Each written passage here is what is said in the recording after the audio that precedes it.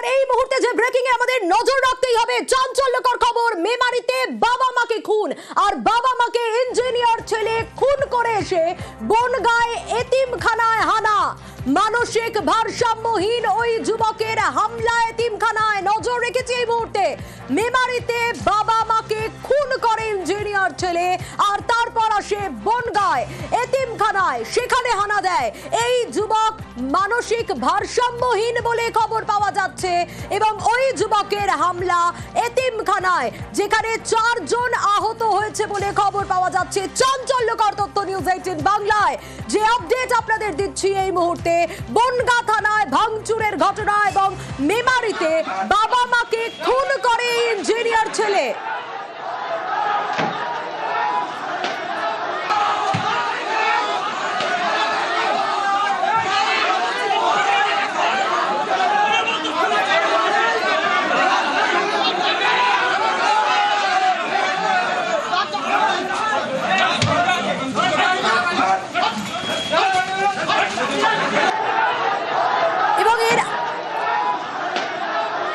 এবং এর আগে আপনাদের জানিয়েছিলাম যে এতিমখানায় ছুরি নিয়ে এক ব্যক্তি হামলা চালায়, পুলিশ তাকে গ্রেফতার করে থানায় আনে। এবং আপনাদের জানাই চাঞ্চল্যকর তথ্য নিউজ 18 বাংলার হাতে। মেমারিতে বাবা মাকে খুন করে ইঞ্জিনিয়ার ছেলে, এবং তাদেরকে খুন করার পর আসে এই বনগাঁয় এতিমখানায়। এবং মানসিক ভারসাম্য এই যুবক যে হামলা চালায়, রীতিমতো 4 জন আহত হওয়ার খবর পাওয়া যাচ্ছে এখনো পর্যন্ত।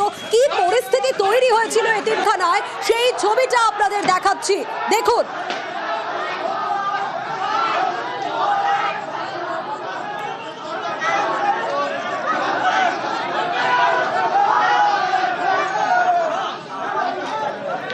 আরো ডিটেইল আপডেট নেওয়ার চেষ্টা করবো। অনিরুদ্ধ রয়েছে আমার সঙ্গে সরাসরি। অনিরুদ্ধ, নিউজ 18 বাংলায় একেবারে চাঞ্চল্যকর তথ্য আমরা দর্শকদের জানাচ্ছি।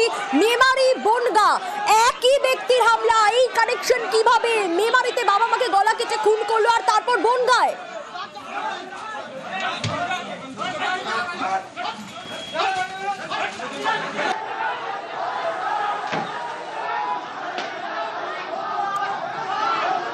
সে আজ সকালবেলায় মেমারিতে তার বাবা মাকে নৃশংসভাবে খুন করে আজ সন্ধ্যার সময় বনগাঁ এতিমখানায় প্রবেশ করে, এবং সেখানেও সে ছুরি নিয়ে অতর্কিতে হানা দেয়। 4 জন সেই ছুরি আঘাতে আহত হয়েছে, এবং সেই ঘটনা নিয়ে ইতিমধ্যে কিন্তু বনগাঁ থানায় ভাঙচুরের ঘটনা ঘটেছে। সেখান থেকে উত্তেজিত জনতা বনগাঁ থানায় এসে তাকে তাদের হাতে তুলে দেওয়ার জন্য দাবি তুলতে থাকে, দীর্ঘক্ষণ বিক্ষোভ করতে থাকে। পরবর্তীতে বনগাঁ থানায় তারা ভাঙচুর চালায়। সেই উন্মত্ত জনতাকে ছত্রভঙ্গ করতে কিন্তু পুলিশ লাঠিচার্জ করেছে, এবং ইতিমধ্যে এই ঘটনায় 10 জনকে গ্রেফতার করেছে। ইতিমধ্যে বনগাঁ পুলিশ প্রশাসনের পক্ষ থেকে বনগাঁ পুলিশ জেলার এসপি বনগাঁ থানায় এসে রীতিমতন তদন্ত শুরু করেছে, এবং এই তদন্তে উঠে এসেছে যে এই যুবক আজ সকালবেলায় তার বাবা মাকে নৃশংসভাবে খুন করে বনগাঁ এসে এই এতিমখানায় আক্রমণ ঘটিয়েছে। জানতে চাইবো তোমার কাছ থেকে অনিরুদ্ধ, যে এই মেমারি আর বনগাঁ, মেমারির এই ঘটনা ঘটানোর পর এই যুবকের বনগাঁয় আসা, লিঙ্কটা কিভাবে? মেমারি থেকে বনগাঁয় কেন, কি কারণ? এখনো পুলিশ সূত্রে কিন্তু এই বিষয়ে তদন্ত চলছে। পুলিশ যেটা এখনো পর্যন্ত জানিয়েছে যে এই যুবক এই ঘটনা ঘটানোর পরেই কিন্তু এলাকায় যথেষ্ট রকম উত্তেজনা সৃষ্টি হয়েছিল, এবং এই এলাকার অর্থাৎ ওই এতিমখানায় রীতিমতন প্রচুর উন্মত্ত জনতা জমায়েত হয়েছিল। তারা বিক্ষোভ দেখাতে শুরু করেছিল। এই যুবককে তাদের হাতে তুলে দেওয়ার জন্য দাবি তুলেছিল। থানায় এসে পৌঁছায় প্রায় 100 থেকে 150 যুবক এসে থানায় পৌঁছায়, এবং তারাও বিক্ষোভ দেখাতে থাকে। এই যে পুলিশ তদন্ত করছে, কিন্তু এই যুবক তো ইঞ্জিনিয়ার, যাদবপুর থেকে বিটেক। এখনো পর্যন্ত সোনিয়া এই যুবককে জিজ্ঞাসাবাদের কাজ কিন্তু শুরু করেছে বনগাঁ থানা পুলিশের পক্ষ থেকে। এখনো পর্যন্ত পুলিশ যা জানতে পেরেছে যে এই যুবক আজ সকালবেলা বাবা মাকে এরকম ভাবে নৃশংসভাবে খুন করে আজ আবার সন্ধ্যার সময় এসে এরকম এতিমখানায় প্রবেশ করে সেখানে 4 জনকে ছুরি দিয়ে আহত করেছে, এবং এই বিষয়ে সেখানে 4 জনকে ছুরি দিয়ে আহত করেছে। এবং এই বিষয়ে ইতিমধ্যেই কিন্তু তাকে যখন মেডিকেল করতে নিয়ে যাওয়া হয়, আমরা চেষ্টা করেছিলাম তার বক্তব্য কি আছে, এই যুবক কি বলতে চাইছে। সে কিন্তু এখনো পর্যন্ত নির্বাক রয়েছে বলা যেতে পারে, সে কিছু বলছেন না। এবং কেন এই ঘটনা ঘটিয়েছে সেটা কিন্তু পুলিশ তদন্ত করে দেখছে। এবং মা বাবাকে সকালবেলায় খুন করলো, পরে বিকেল বেলায় অর্থাৎ সন্ধ্যার সময় এই বনগাঁ এসে আবার এতিমখানায় আক্রমণ করলো, কেনই বা তার এই উদ্দেশ্য ছিল, বা তার কোনো মানসিক অবসাদ আছে কিনা সে বিষয়ে কিন্তু খতিয়ে দেখছে বনগাঁ পুলিশ প্রশাসনের পক্ষ থেকে। সোনিয়া, অনিরুদ্ধ সঙ্গে থাকো।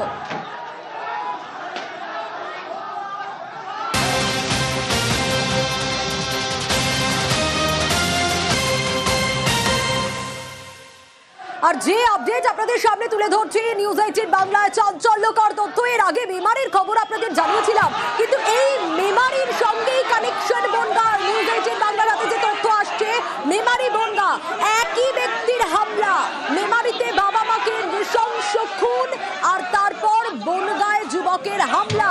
অপর প্রতিনিধি শরদিন্দু রয়েছে আমার সঙ্গে। শরদিন্দু, এর আগে আমরা এই খবর নিউজ 18 বাংলায় দেখিয়েছি, আমরা দেখেছিলাম পুলিশ তদন্ত করছে এই ছেলের কানেকশন কোথায়, ছেলের খোঁজ পাওয়া যাচ্ছিল না। মেমারিতে ছেলেই বাবা মাকে নৃশংসভাবে খুন করে আর তারপর বনগাঁয়ে সেইভাবে হামলা চালায়। একেবারেই দেখো, এই ছেলেই বিটেক ইঞ্জিনিয়ার এবং সে দিল্লিতে কর্মরত ছিল এবং দিল্লি থেকে সে নিরুদ্দেশ হয়ে যায়। এরপর তার বাবা তাকে সেখান থেকে আবার ফিরিয়ে নিয়ে আসে। 2 মাস হলো সে ফিরে এসেছিল, কিন্তু সে যে মানসিক ভারসাম্য হারিয়েছে সেটা কিন্তু এতদিন সেভাবে সামনে আসেনি, অন্তত প্রতিবেশীরা সে কথাই বলছে। এবং এই প্রথম থেকেই পুলিশের কিন্তু সন্দেহ ছিল এই যুবকের বিরুদ্ধে, কারণ এই খুনের ঘটনায় পর থেকেই এই যুবক নিরুদ্দেশ ছিল। এবং আজ ভোরবেলা তার বাবা মার মৃতদেহ পাওয়া যায় এবং তারপর থেকেই এই যে যুবক সে কোথায় রয়েছে তারই সন্ধান চালাচ্ছিল পূর্ব বর্ধমান জেলা পুলিশ। এবং সিসিটিভি ক্যামেরার ফুটেজ থেকে শুরু করে সব রকম চেষ্টা চালানো হচ্ছিল, যদিও তার মোবাইল বাড়িতেই ছিল এমনটাই জানা যাচ্ছে। ফলে মোবাইল টাওয়ার লোকেশন করে যে তার হদিশ পাওয়া যাবে সেই সূত্র কিন্তু পুলিশ সেই সূত্রে আর এগুতে পারেনি। এরপরেই কিন্তু বনগাঁর ঘটনা সামনে এলো এবং এই ঘটনা যে সেই ঘটিয়েছে, পুলিশ 2 জেলার পুলিশের পক্ষ থেকে সে ব্যাপারে কথাবার্তা ইতিমধ্যেই হয়েছে। এবং এই ঘটনায় যে সে মানসিক ভারসাম্য হারিয়েছিল এবং সে কারণেই এই ঘটনা ঘটিয়েছে এমনটাই মনে করা হচ্ছে। আমি আরো একটু ক্লিয়ার করতে চাইবো শরদিন্দু, তুমি যেমনটা বলছিলে যে দিল্লিতে কর্মরত ছিল, সে মানসিক ভারসাম্য হারালো, তার কোনো চিকিৎসা চলছিল না কিনা তার পরিবারের তরফ থেকে কিচ্ছু জানা ছিল না। আর সে এই সময় কোথায় ছিল, দিল্লিতেই ছিল না এখানে ছিল?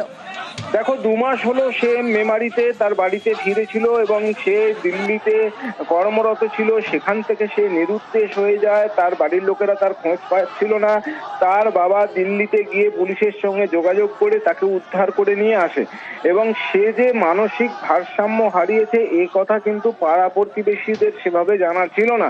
বাড়িতে আর কোনো চতুর্থ ব্যক্তি নাই, অর্থাৎ এই যুবক এবং তার বাবা মাই থাকতো, ফলে তাদের পক্ষে জানা সম্ভব ছিল না। কিন্তু এই ঘটনা ঘটানোর পরই পুলিশের মধ্যে সন্দেহ হয় যে কোনো মানসিক সমস্যার পরিপ্রেক্ষিতেই সে ঘুমন্ত বাবা মাকে তারা গলার নলি কেটে নৃশংসভাবে খুন করেছে। এবং খুন করার পর দেহ ঘর থেকে বের করে সে রাস্তায় নিয়ে যায়। হয়তো তার অন্য কোথাও এই দেহ দুটি নিয়ে যাওয়ার উদ্দেশ্য ছিল, কিন্তু কোনো কারণে কেউ দেখে ফেলার আশঙ্কায় সে কিন্তু মৃতদেহগুলি রাস্তার উপরে ফেলে দিয়েই সে চম্পট দেয়। তারপর থেকেই সে নিরুদ্দেশ ছিল এবং সারাদিন পুলিশ বিভিন্ন থানা এলাকায় যোগাযোগ করেছে, তার ছবি পাঠিয়েছে, তার হদিশ পাওয়ার জন্য চেষ্টা চালিয়েছে। অবশেষে বনগাঁর এই ঘটনা সামনে এলো এবং সেখান থেকেই নিশ্চিত হওয়া গেছে যে এই যুবকই সেই যুবক যে এই ঘটনা ঘটালো। স্বাভাবিকভাবেই পুলিশের পক্ষ থেকে যে আশঙ্কা করা হচ্ছিল বা যেটা পুলিশ প্রাথমিক তদন্তেই মনে করছিল, এই ঘটনার সঙ্গে এই যুবকের নির্দিষ্ট যোগাযোগ আছে এবং এই যুবককে আসিফকে যদি হাতে পাওয়া যায় তাহলেই সব ঘটনার কিনারা হবে, এমনটাই পুলিশের পক্ষ থেকে অনুমান করা হচ্ছিল। এবং সেই ঘটনাই কিন্তু সামনে এলো, যে ঘটনা আমরা সকাল থেকেই দেখাচ্ছিলাম। আবারও একটু আমি অনিরুদ্ধর কাছে যেতে চাইবো। অনিরুদ্ধ, এই যে মেমারি আর বনগাঁর কানেকশন, 4 জনের উপর যে হামলা চালানো হলো, হঠাৎ করে এই যুবক এলো, তারপর কিভাবে এই পরিস্থিতি তৈরি হলো?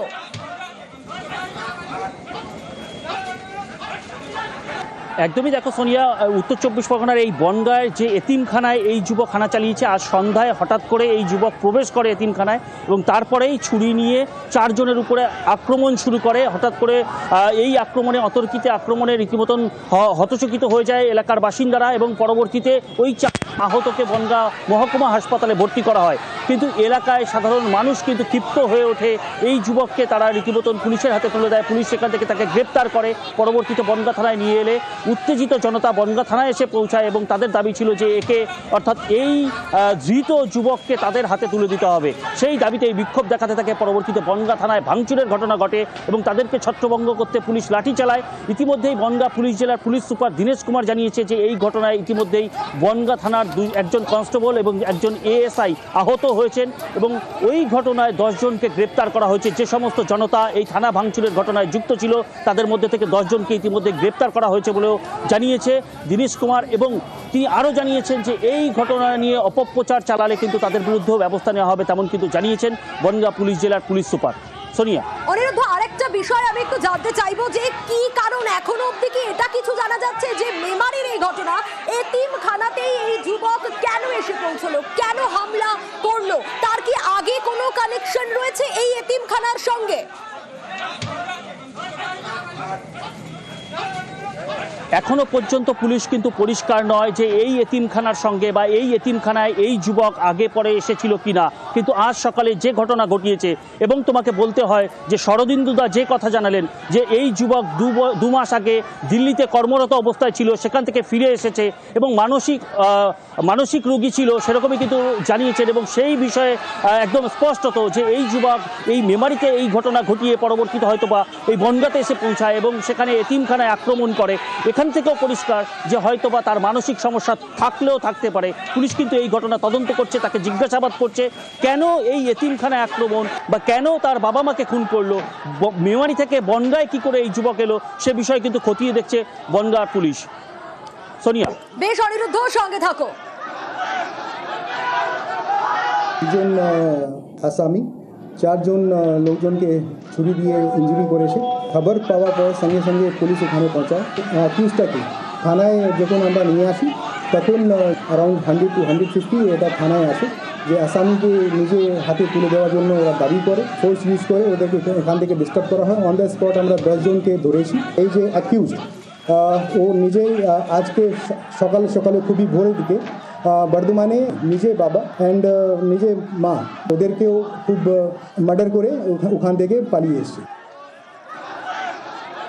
আমাদের সঙ্গে রয়েছেন ইতিমধ্যেই অপরাধ মনস্তত্ত্ববিদ হিরণময় সাহা। আপনাকে স্বাগত জানাবো নিউজ 18 বাংলায় এবং আপনার কাছ থেকে একটু জানতে চাইবো, মেমারিতে বাবা মাকে নৃশংসভাবে খুন করলো ছেলে, তারপর বনগাঁয় এসে এভাবে হামলা চালালো, কানেকশন কি সেটা এখনো জানা যায়নি। কেন এই এতিমখানাতেই এসে পৌঁছলো এই যুবক, এভাবে হামলা চালালো, কিন্তু কোন মানসিকতা থেকে একজন এরকম একটা পরিস্থিতিতে যেতে পারে, এরকম কাজ করতে পারে? দেখুন, এটা স্পষ্টভাবে প্রমাণিত যে মানসিক ভারসাম্যহীন, ম্যানিক ডিপ্রেসিভ সাইকোসিস, তার মধ্যে সাইকোসিস যেখানে সেখানে তা উত্তেজিত হয়ে গেলে তার কোনো পারিপার্শ্বিক জ্ঞান কিছু থাকে না। সে যখন উত্তেজিত হয়ে যায় তখন যে কাউকে খুন করতে পারে এবং যে কোনো জায়গায় তার, আপনারা বুঝতেই পারছেন একটা লোক গিয়ে থানায় এমনি হামলা করছে, তার মানসিক অবস্থাটা কি ধরনের হতে পারে। এটা একটা মানসিক অসুখ এবং সারা পৃথিবীতে দেখা গেছে। এবং মানসিক ভারসাম্য লোকেরা কেউ বন্দুক নিয়ে 20 জনকে মেরে দিল, কেউ বন্দুক নিয়ে 2 জনকে মারলো, কেউ নাইট ক্লাবে গিয়ে আগুন ধরিয়ে দিল। এরকম ঘটনা ঘটতেই থাকে। তবে যেটা মূল কথা, এই যে খুন করার পরে 2 মাস সে লুকিয়েছিল, আমরা তাকে ট্রেস করতে পারিনি।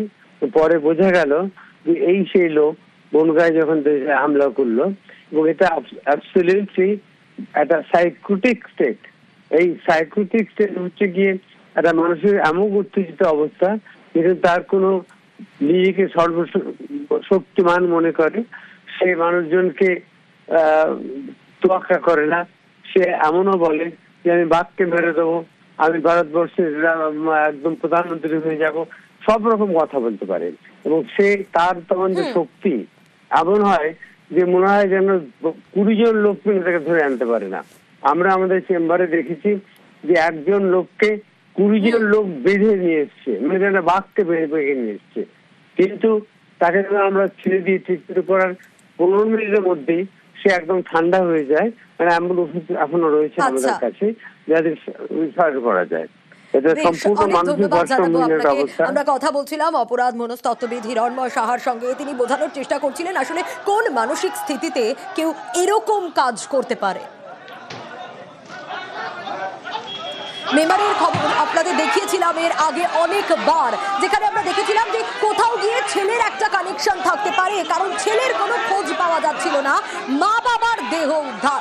ইঞ্জিনিয়ারিং ছেলে, যাদবপুরে বিটেক পড়া, আর তারপর দিল্লিতে গিয়ে চাকরি করা, তারপর 2 মাস আগে চলে আসা, মানসিক ভারসাম্যহীন।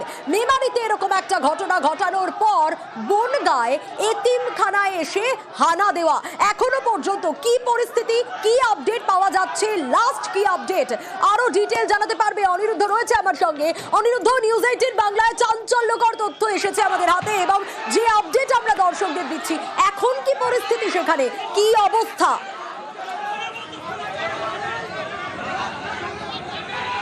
একদমই দেখো, এই বনগাঁ থানায় আক্রমণ চালানোর পরে কিন্তু রীতিমতন তাদেরকে ছত্রভঙ্গ করতে পুলিশ লাঠিচার্জ করেছিল।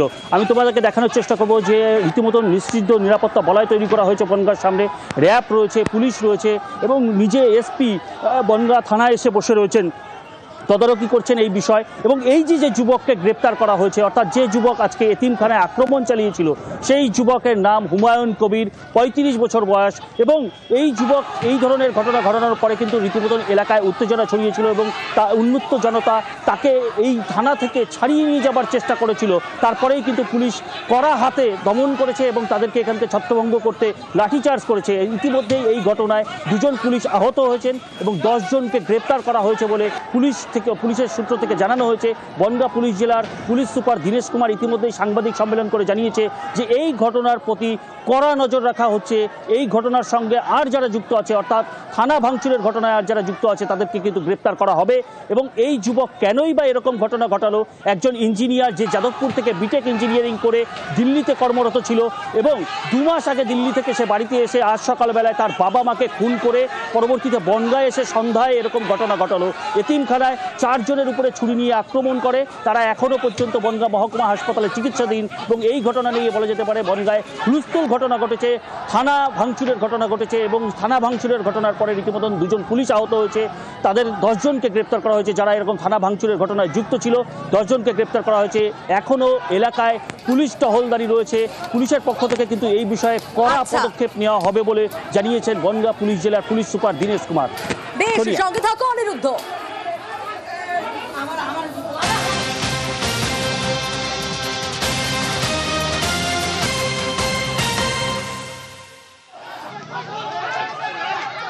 আর এবার যে ছবিটা দেখাচ্ছি, ঠিক যে সময় এতিমখানায় হানা দেয় এই যুবক, একেবারে ঠিক 8:30 নাগাদ এই ঘটনা ঘটে। দেখুন কি পরিস্থিতি তৈরি হয়েছিল থানার সামনে, কিভাবে ভাঙচুর হামলার ঘটনা, পুলিশ পরিস্থিতি সামলানোর জন্য কি করছে দেখাচ্ছি সেই ছবি। লাঠি চার্জ করতে বাধ্য হয় পুলিশ, সেই সময়কার ছবিটা দেখাচ্ছি আপনাদের। দেখুন শুরুর ছবিটা দেখাচ্ছি, নিউজ 18 বাংলা এক্সক্লুসিভ যে ছবি আপনাদের দেখাচ্ছি, রাত 8:30 নাগাদ। আমরা এর আগে বহুবার আপনাদের এই খবর দেখিয়েছি, মেমারির খবর, যেখানে বাবা মাকে খুনের ঘটনা। কারণ এই ছেলের খোঁজ পাওয়া যাচ্ছিল না, তাই কোথাও গিয়ে ছেলের একটা যোগ রয়েছে এমনটা পুলিশ অনুমান করছিল, কারণ এই দম্পতির দেহ উদ্ধার হয়। আর তারপর রাত 8:30 নাগাদ কি দেখা যায়, এই যুবক চলে আসেন এতিমখানায়। বনগাঁ থানায় রীতিমতো ভাঙচুরের ছবি দেখাচ্ছি। দেখুন সেই সময় কি পরিস্থিতি তৈরি হয়েছিল। এতিমখানায় ছুরি নিয়ে হামলা এক ব্যক্তির, আর পুলিশ তাকে গ্রেফতার করে থানায় নিয়ে আসে। আর অভিযুক্তকে তাদের হাতে তুলে দিতে হবে, কারণ এই অভিযুক্ত হামলা চালিয়েছে, 4 জনকে আহত করেছে।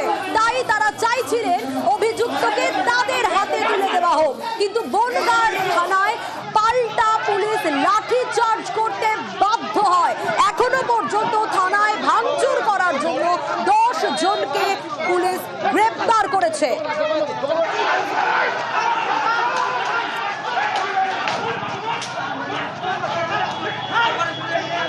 আর কে এই যুবক, কেন এতিমখানায় এলেন, কেন হামলা চালালেন? স্বাভাবিকভাবেই পুলিশের মনে এই প্রশ্নগুলো উঠতে শুরু করে এবং পুলিশ তদন্ত শুরু করে। আর তদন্ত শুরু শুরু করতেই চাঞ্চল্যকর তথ্য আসে পুলিশের হাতে।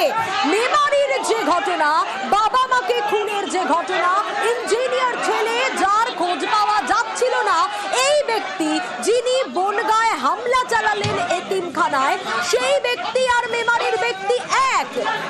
এই যুবক একই জন যে বাবা মাকে খুন করে মেমারি থেকে এসেছে এতিমখানায়, হামলা চালিয়েছে 4 জনের ওপর। চাঞ্চল্যকর তথ্য নিউজ 18 বাংলার হাতে।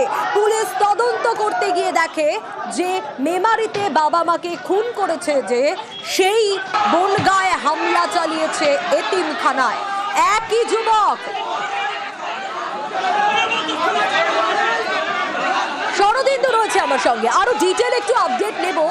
শরদিন্দু, কানেকশন কি? কেন বনগাঁর এতিমখানায় এলেন, এগুলো পুলিশ জানার চেষ্টা করছে, কিন্তু যে প্রশ্নটা আমি তোমার কাছ থেকে জানতে চাইবো, একটা কোনো কানেকশন আছে? এর আগেও যখন তোমার সঙ্গে কথা হচ্ছিল সন্ধ্যেবেলায়, তখনও তুমি বলেছিলে এই ছেলেটির খোঁজ চলছে, কেন তার খোঁজ পাওয়া যাচ্ছে না?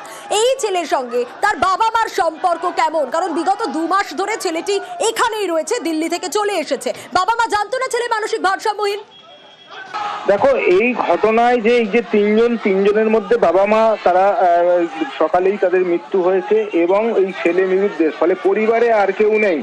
ফলে পুলিশের পক্ষে জানা সম্ভব হচ্ছিল না যে এই ছেলের যে মানসিক ভারসাম্যহীন বা তার কোনো ট্রিটমেন্ট চলছিল কিনা। তবুও পুলিশের হাতে ওই বাড়ির সিসিটিভি ফুটেজ রয়েছে, সেই সিসিটিভি ফুটেজে পুলিশ জানার চেষ্টা করে এবং পুলিশের পক্ষ থেকে প্রাথমিক অনুমান করা হয় যেহেতু মধ্যরাতে বা শেষ রাতের দিকে সে তার বাবা মাকে খুন করছে, অতএব এই ঘটনা তার মানসিক বিকৃতি অবশ্যই থেকে থাকতে পারে, এমনটাই মনে করা হয়েছিল। পাশাপাশি পুলিশের কাছে তার ছবি ছিল, সেই ছবি যেমন জেলার বিভিন্ন থানা এলাকা থেকে শুরু করে রাজ্যের সমস্ত এলাকাতেই সেই ছবি পাঠিয়ে দেওয়া হয় যে এই যুবকের সন্ধান পেলেই তাকে যেন গ্রেপ্তার করা সম্ভব হয়। কারণ পুলিশ প্রথম থেকেই মনে করছিল যে এই ঘটনার সঙ্গে তার যোগ থাকতে পারে। এছাড়াও একটা তোমার মাধ্যমে দর্শকদের একটা তথ্য তুলে ধরবো, যে তথ্য নতুন তথ্য আমাদের কাছে এসেছে, যে এই যুবক কিছুদিন আগে, অর্থাৎ বছর খানেক আগে বা তার সময়ের মধ্যেই তার বিবাহ বিচ্ছেদ ঘটে এবং সেই বিবাহ বিচ্ছেদ ঘটার পরই কিন্তু তারপরে সে দিল্লি থেকে নিরুদ্দেশ হয়ে গিয়েছিল। এই যে ঘটনাগুলি ঘটে, ঘটনা পরম্পরা, পুলিশ মনে করছিল যে তার থেকে সে মানসিক বিকৃতির মধ্যে থাকতে পারে, এমনটা মানসিক অবসাদগ্রস্ত হয়েই এই ঘটনা ঘটেছে। এমনটাই পুলিশের পক্ষ থেকে নেব। শরদিন্দু, বেশ, এই খবরে আমাদের নজর থাকবে।